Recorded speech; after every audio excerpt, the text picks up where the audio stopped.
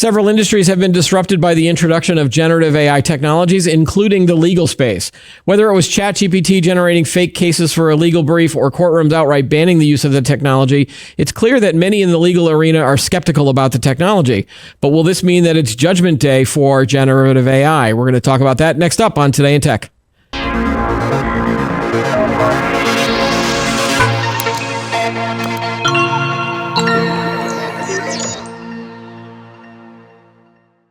Hi, everybody. Welcome to Today in Tech. I'm Keith Shaw. Joining me on the show today is Ken Crutchfield. He is the Vice President and General Manager of Legal Markets at Wolters Kluwer. Welcome to the show, Ken. It's great to be here. All right, so you're my expert on everything legalese in the generative AI space. So the early days of generative AI and its use by lawyers, man, did it make a lot of headlines. It was marked by a lot of panic and big high profile mistakes. And then there was a recent study by Stanford University suggesting that generative AI is producing accurate results only 88% of the time. So does this indicate to you that the legal system is going to eventually reject this technology? Or are we still kind of in the early innings of the game? Are we still in that early phase? Because I'll tell you, in any other industry, I don't think there was as much headline making as what we saw in the legal space. So, and talk about that Stanford study too, if you can. Sure, absolutely. I do think we're in the first inning of the ball game, if you will, to use the baseball analogy. It is early days. There's a lot to be learned and determined. I think one of the things that I jump out is that we often forget that humans have bias too, and humans make mistakes. So when we look at 75, 88%, whatever the metric is in a study, it has to be compared against what is going on and what the standard is with humans, because humans aren't 100%. Right. So I think that's the first baseline for this. I definitely believe that the way the technology came out onto the scenes was something that showed its potential in ways that it had never done before for disruption in the legal industry. So partners at large law firms who never cared about technology suddenly cared and were interested because you can see the possibility.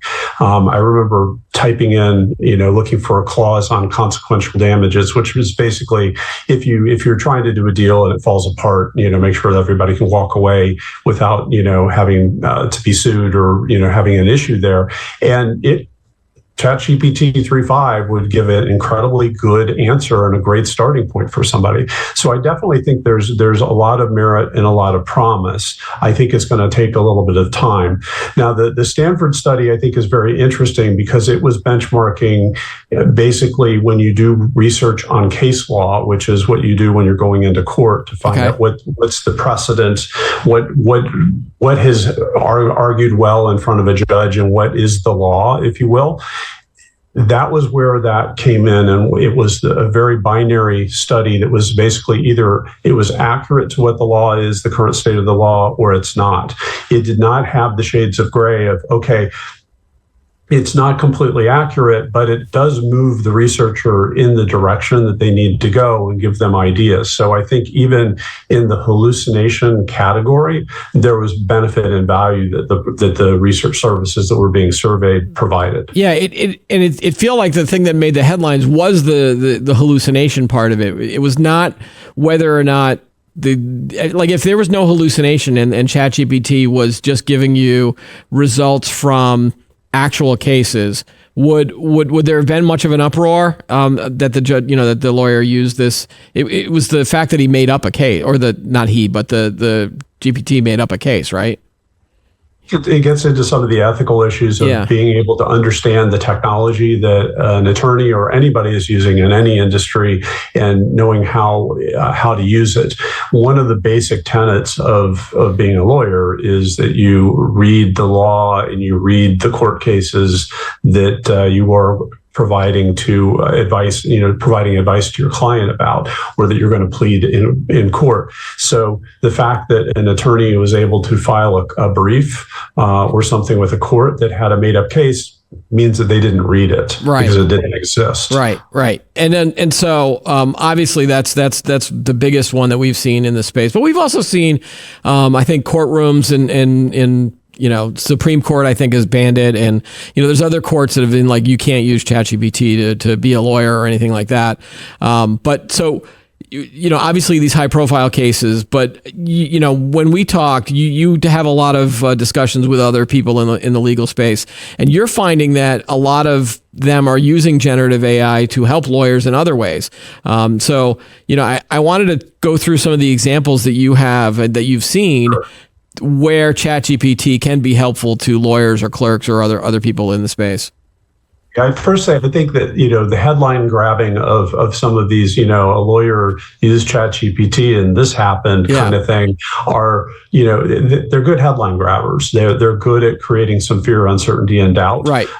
But I do think that there are some really valuable areas where the technology can work. I think one of the unintended consequences of using it is, using it as a sparring partner, or having it brainstorm with you and come up with new ideas and pathways that you might not have thought yourself if you're trying to come up with creative legal arguments. It may come up with something that's absurd, but that absurdity may prompt an idea and a pathway to say, well, this is absurd, but if I take it this direction, maybe that is an area that I hadn't really thought about that I might be able to argue. So I think that's a great example of a place where generative AI, ChatGPT is playing out well. Another area that I think is really good is just recognizing these are language models. They understand language extremely well. They know nouns, they know verbs, they know adverbs, they know stems of words, relationships, synonyms, all these different attributes, and they create math to make it's simple for a graphics card kind of computer to drive through and make that work and process and give answers.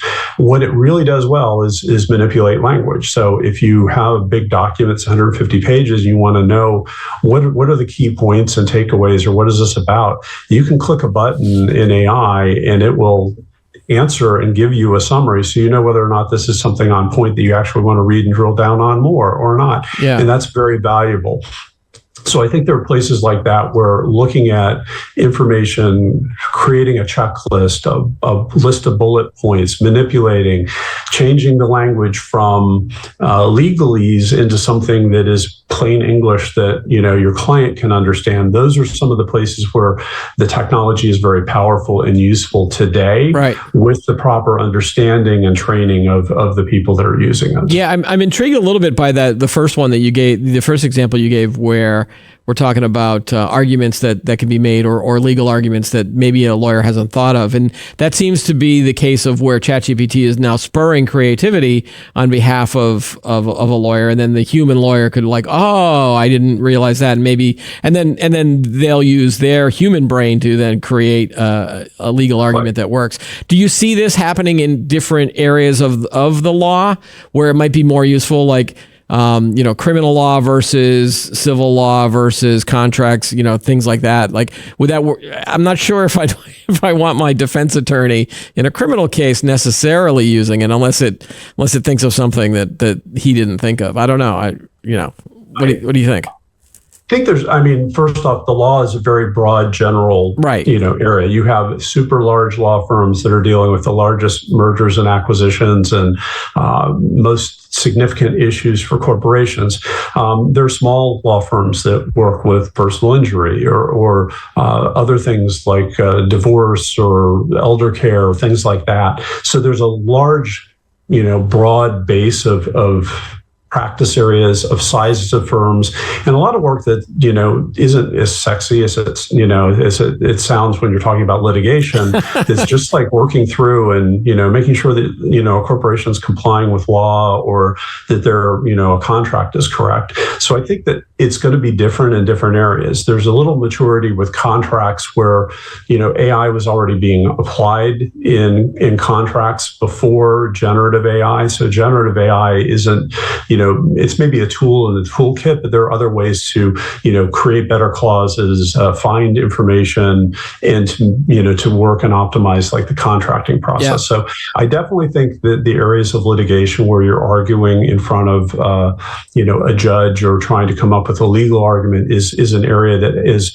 much stronger, and has a lot more value, because if you come up with that outside the box idea, that's very good. Other places, it can just be a little more mundane. It's just, taking an existing process and making it more efficient. Yeah. So. Yeah.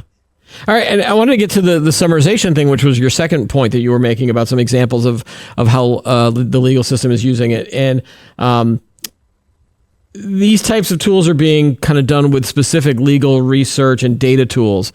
I think that some of these tools include LexisNexis, and I think Harvey was another one. But they're less about lawyers using a generalized OpenAI or ChatGPT. I think maybe the mistakes that were made initially was because that was the only thing available, and so that's where everybody flocked. But now that you have specific legal research tools, probably integrating a GPT or a large language model in them, that seems to be the direction that most lawyers will take, or most of the firms. Do you agree with that? Like, that's where we're going to see most of the research happening, and less about just people typing in a question on ChatGPT? So I think that if you will, the pure play using ChatGPT only, and that's the hammer and everything looks like a nail, versus recognizing that this is another tool in the toolkit. And particularly when you're looking at existing applications that are being used in legal, or for that matter, any other industry, augmenting and adding an generative AI component to it as another feature or capability is very powerful. So in the case of a lot of these research products out there in the marketplace, and even some of the repositories of data for firms in-house, it's searching your data first, which first off eliminates a lot of the issues around hallucination, because a lot of people think of ChatGPT as I'm searching for something, and ChatGPT is not. It's just probabilistically picking the next word, the next word, the next word. Yeah. It's not a database. So the technique of what's called retrieval augmented generation, where you're actually pointing to a database, searching the database, and pulling out documents that are already trusted, and then applying AI to summarize them and manipulate the language, and instructing it, don't go outside of these documents to come up with the summarization or the bullet points, et cetera, reduces dramatically the potential for errors and for hallucinations. Now, it still is going to be required that the processes be reviewed, that you have a partner or somebody else review, and those processes for review are going to need to be kind of tweaked a little bit, because the errors that are introduced by technology like generative AI might be a little different than the errors that are introduced by an associate that had a late night out the night before. That's really good. When you and I talked before the show, I got the feeling that you're very optimistic about the future of generative AI in this space. But traditionally, the legal industry has been hesitant to adopt a lot of new technologies. If you go back to the early days of the internet and around even computers before that, the legal industry was never at that forefront of the space that was leading the charge. Are you seeing the same thing on generative AI? Are there still a lot of very conservative firms that are just be like, I don't know, because it might interrupt their billable hours or their funding, the way they make money, or what are you seeing out there? What's the... Boy, a lot to unpack there. Yeah, so sorry. I think that's all right. I think, first off, the legal industry is very deliberate. It is about managing risk. So being risk averse is inherent to the practice of law. That's just a balance in here. And I think we have to recognize that. But the legal industry has had certain situations where it's leapfrogged. I mean, the first commercial search engines before Google existed and before the internet were legal applications. Okay. So there are definitely places where that plays. I think one of the things that's going to be a driving factor, and I'm actually, working through this right now, is when does the switch get flipped? So, there's right now a lot of clients will say, don't use AI on my engagements or whatever. But you're going to start to see a few clients actually request or demand that you use AI. So I was talking with a client or a customer of ours recently, and they were mentioning how they had a client actually ask them and specifically require that a task be done with machine learning. And so there were two firms that being considered. This firm, which had machine learning and could say, yes, we can do this. The other one that said, we'll install it next week. We'll have the technology installed next week. Well, you can guess which firm got the business. And I think understanding where that elbow in the curve is, where it becomes something from a risk to an expectation, can happen very quickly. Yeah. And so that's one of the things that I think is a reason why firms need to be vigilant in terms of how they continue to look at the technology, evaluate, and be, capable in it, even if they're going to be, managing risk. Yeah. Do you still see a lot of fear, uncertainty, and doubt from some of these people that you talk to, or not, either clients or other lawyers? And if you do, what is their biggest fear? There's definitely a lot of fear out there. I think, more broadly, this is impacting the entire supply chain. So, clients starting to ask, don't do this, or, hey, I'd like you to use this if it'll reduce my expenses or give me better outcomes.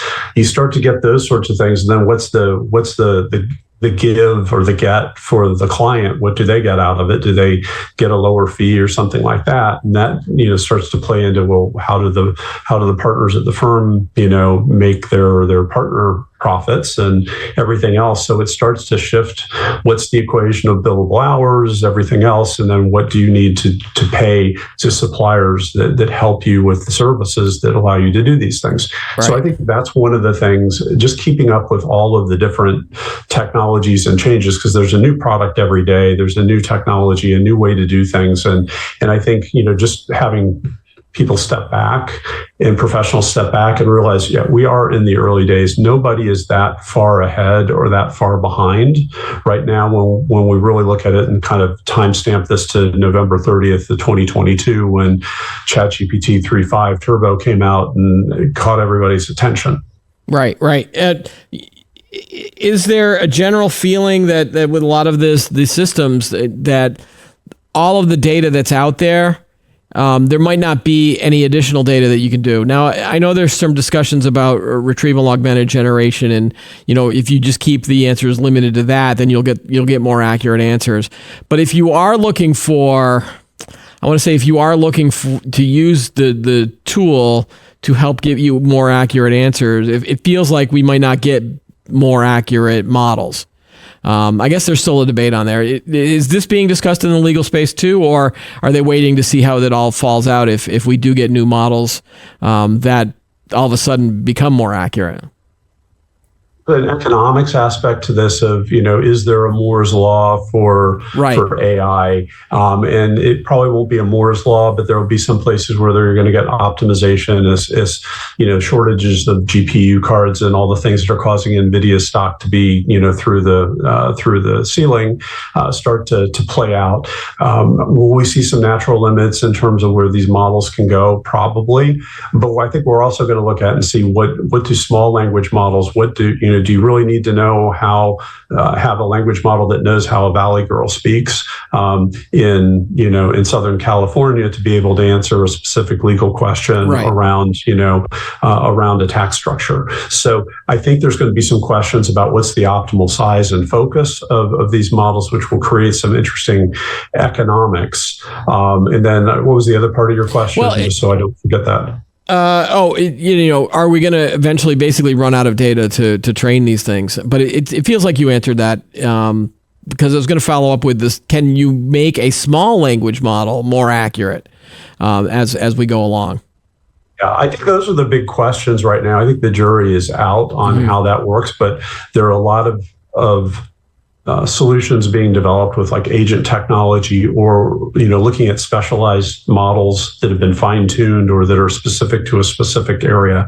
So in mergers and acquisitions, there's finding what are the comparables, and knowing how to search for industries might be one task that an AI agent is going to do, and then another one's going to be very specialized in looking at contract language and knows that. So there could be different language models that are optimized and tuned that make things very efficient and effective.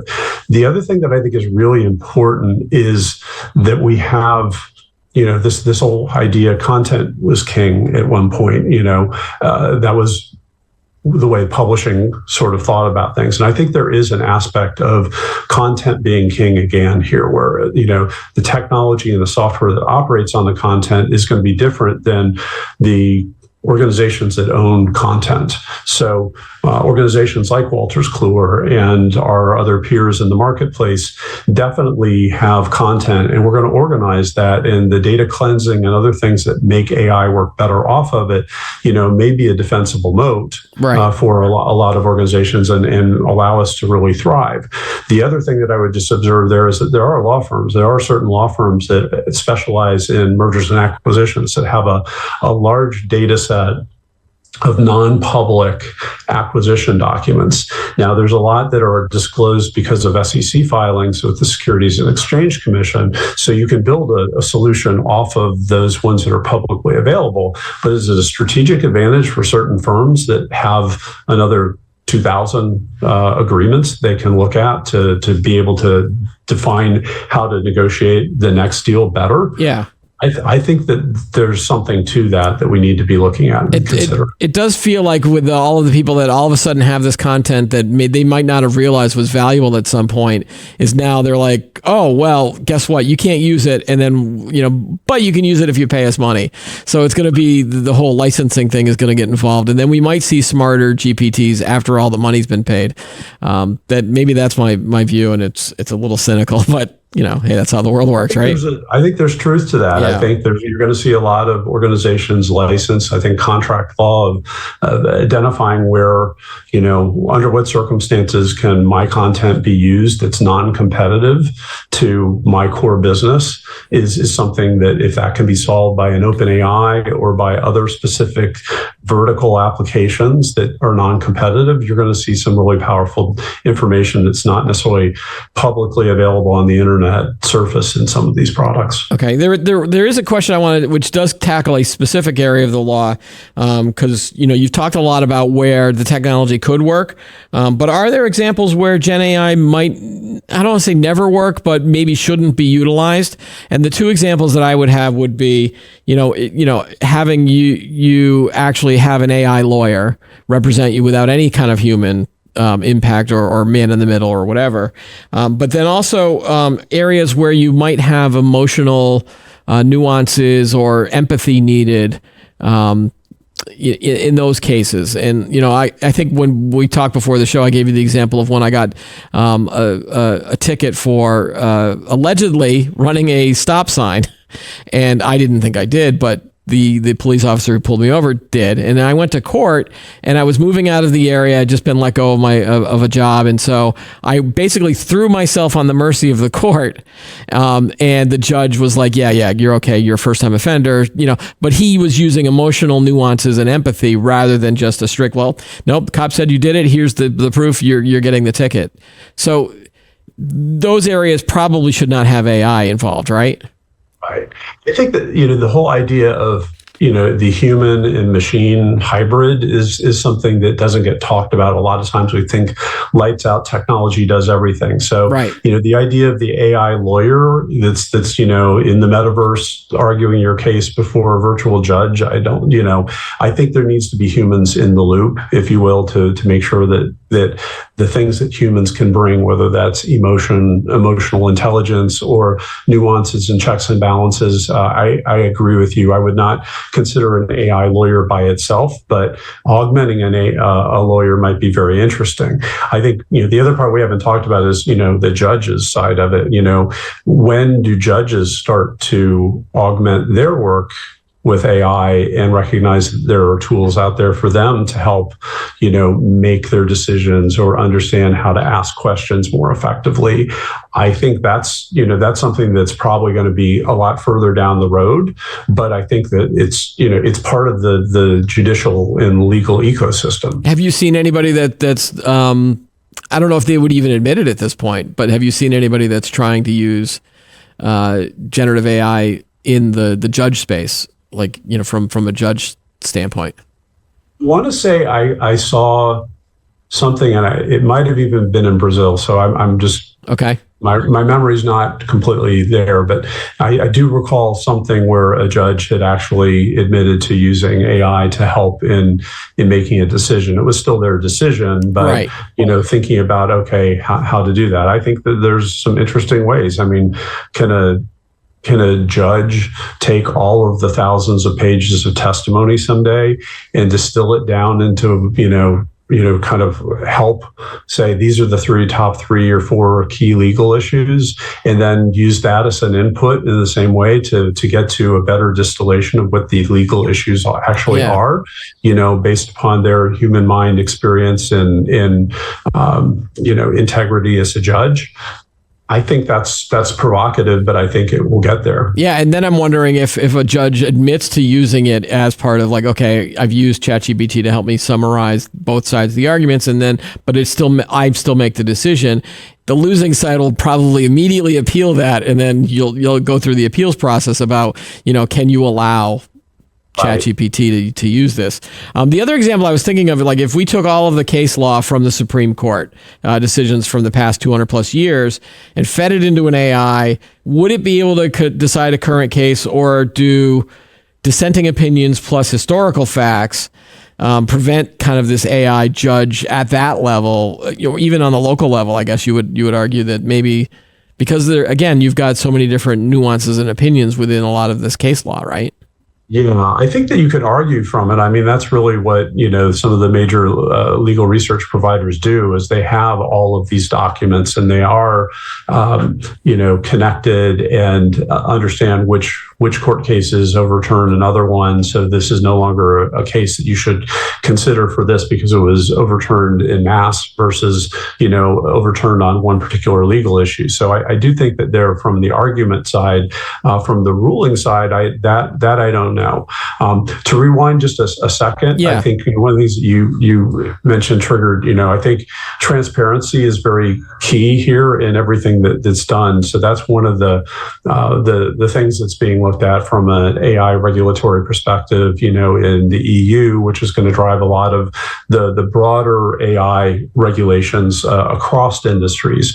And then I know, the ABA's put a few things out in guidance. I'm not as close to that, but certainly, transparency, ethical use, understanding bias, and not introducing bias or perpetuating bias is a key and very important part of any of these frameworks that are going to be used. Do you think that generative AI will help maybe people on the end user side of things? So people that need to advise with a lawyer, or they're looking for some not specific legal advice, but hey, I've got this happening. Should I consult with a lawyer or not?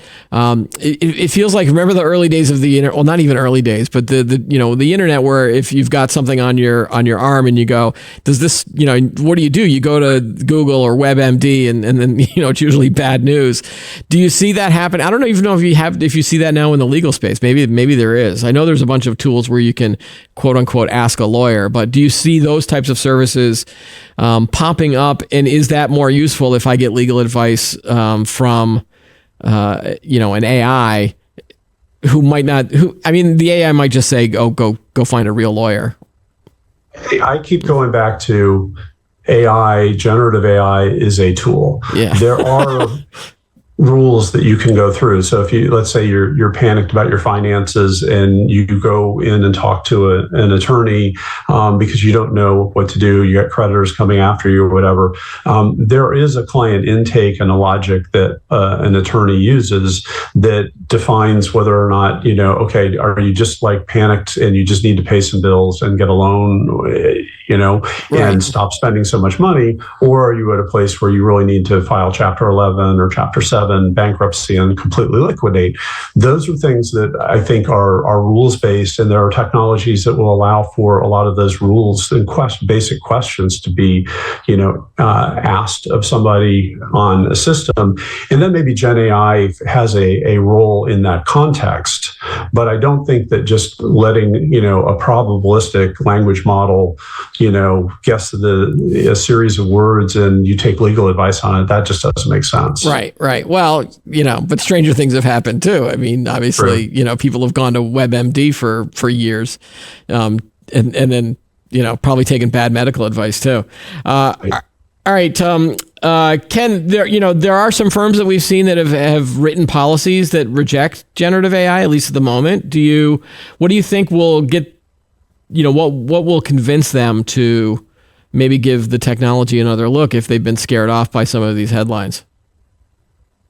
I think there's corporations, firms, and then like judges. So I think corporations are going to be profit motivated, and when the economics or the ROI changes so that you actually see the benefits overcoming the risks of AI in use internally or by externals working on work for you, they're gonna flip.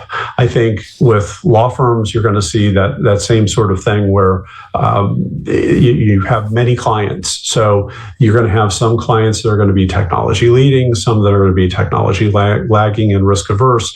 But there's going to be a point where you're going to run into a couple of clients that are going to expect something from you. And if you're not ready, you're going to start to lose business. So it kind of comes back down to that economic model.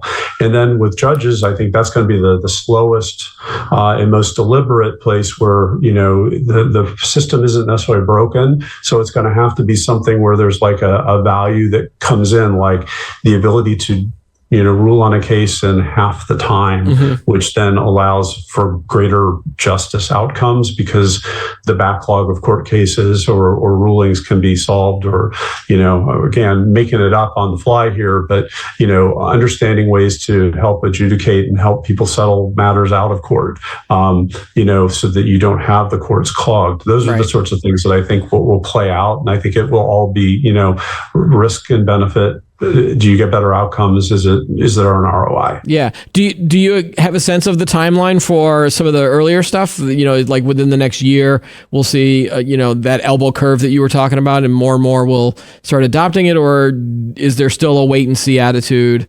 depending on what it comes out next or how it all shakes out? Because currently we're in this trough of disillusionment. I don't know if you heard about this from Gartner. So there's a lot of ROI discussions going on. I think it's, my take is you're not going to have the high profile as much. I think there's going to be adoption, and there's always, innovators, early adopters, and then you get to the early and late majority and laggards. So you're going to see early adopters, taking on some high profile things. But I think even just the way you see it in a marketing department where somebody goes and types in and gets a first draft of marketing copy that gets them moving forward. Yeah. I think you're going to see some things that are unintended uses of some of these technologies where it's a good starting point. It's a good first draft of something that you need to do, that will be the places where you're going to have the intangible benefits that aren't as easily measured, but at the macro level do move the needle. So that's kind of my take on where it's going to go. I also would just highlight, I had written an article on this, comparing to ATM machines. And, when ATM machines came out, the sky is falling, there's going to be no more bank tellers anywhere or whatever. But it really allowed bank tellers to grow into bigger roles and more important roles, took more of the mundane work off. And, basically, there are more bank tellers today than there were in 1980 when that technology was out there. It was an evolutionary approach that, kind of raised the bar, optimized and created efficiencies that allowed for other opportunities for people that were working at a bank branch. Right. All right. Ken, thanks again for being on the show. I appreciate the updates on the legal industry and Gen awesome. AI. All right. Thank you so much for having me. No problem. And that's all the time we have for today's episode. Don't forget to like the video, subscribe to the channel, add any thoughts you have below. Join us every week for new episodes of Today in Tech. I'm Keith Shaw. Thanks for watching.